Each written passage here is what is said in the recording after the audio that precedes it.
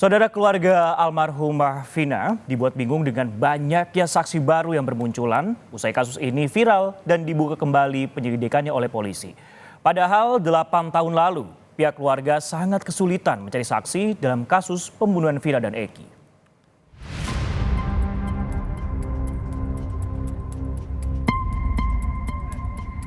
Sejak kasus pembunuhan Vina dan Eki kembali dibuka penyelidikannya, sejumlah saksi baru tiba-tiba bermunculan dengan beragam pengakuan.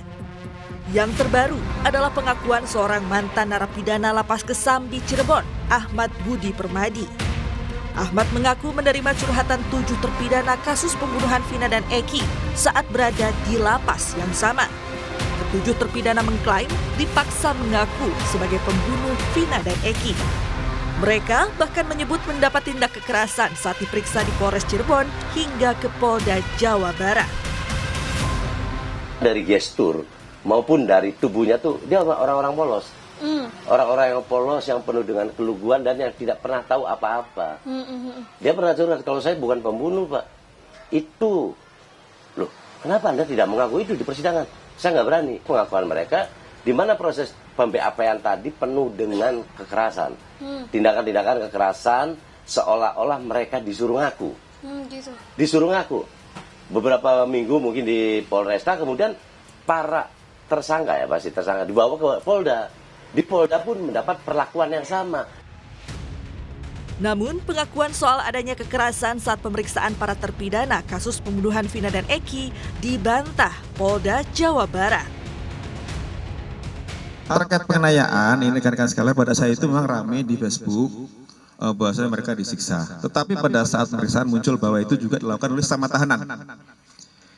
Dan kemudian pada saat itu telah dilakukan proses terhadap anggota yang jaga tahanan maupun penyidik, itu 15 orang sudah diproses terkait dengan kelalaian mereka dalam menjaga tahanan. Jadi ada upaya dari tahanan lain, mereka disiksa juga sampai penggep-penggep itu yang mana waktu itu muncul di Facebook kemudian rame, itulah yang kemudian menjadikan kasus ini tarik ke Polda Jabar.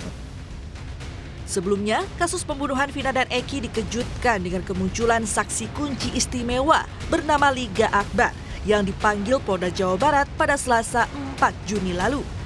Yudia Alamsyah, pengacara Liga Akbar yang juga pengacara Peggy Setiawan menyatakan Liga Akbar secara resmi mencabut beberapa keterangannya pada 8 tahun lalu.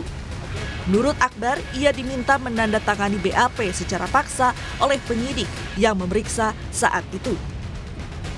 Beberapa kesaksian yang dicabut diantaranya pernyataan soal ia bersama Eki dan Vina saat dikejar geng motor dan melihat keduanya dikejar dan dilempari batu oleh pelaku.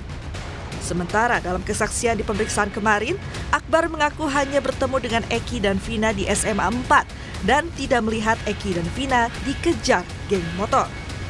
Liga Akbar ini awalnya tidak mau menandatangani berita acara pemeriksaan. Waktu itu. Cuman apa boleh buat, ada sesuatu jadi dia menandatangani dan tidak paham kalau di pengadilan bisa dicabut. Ketidakpahaman lah, hal-hal yang sangat wajar lah, orang tidak tahu sehingga mengikuti apa yang alur di BAP. Oke Pak, terakhir make sure aja, berarti Liga Akbar memberikan keterangan ini dalam kondisi tekanan? Bisa juga. Kemunculan sejumlah saksi baru dalam kasus pembunuhan Vina dan Eki membuat bingung keluarga almarhumah Vina. Pasalnya, banyak saksi yang dahulu tidak pernah ada di persidangan kini bermunculan ketika kasus ini kembali terungkap. Kakak kandung Vina, Marliana, bahkan mengaku tidak mengenal Liga Akbar yang mengaku teman Eki dan Vina. Saat dulu, proses dulu itu saya mencari informasi itu minim, saksi-saksi pun minim dulu ya.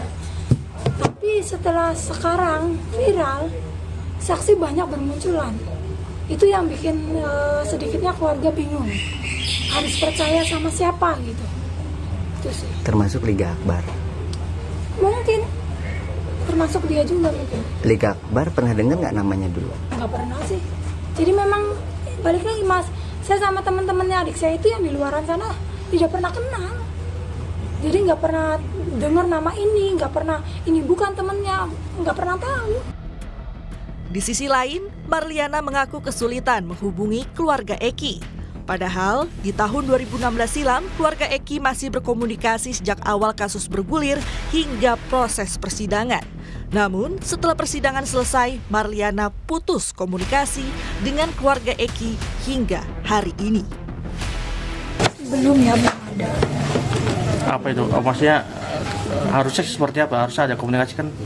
Ya saya menginginkannya sih seperti itu ya, menginginkan komunikasi kepada beliau gitu. Cuman untuk sampai sekarang kami keluarga belum ada komunikasi. Terakhir komunikasi kapan, Mbak? Terakhir selesai persidangan itu. Tahun 2017 itu. Ya. Sampai sekarang belum Sampai ada. sekarang belum. Sudah mencoba menghubungi atau gimana?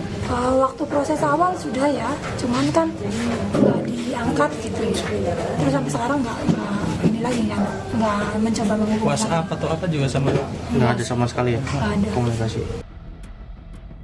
Polda Jawa Barat kini menyelidiki ulang kasus pembunuhan Vina dan Eki untuk memudahkan penyelidikan 7 terpidana yang dulu berada di Lapas Kelas 1 Cirebon, kini dipindahkan ke Lapas Bancai dan Rutan Kebonwaru, Bandung. Tim Liputan, Kompas TV.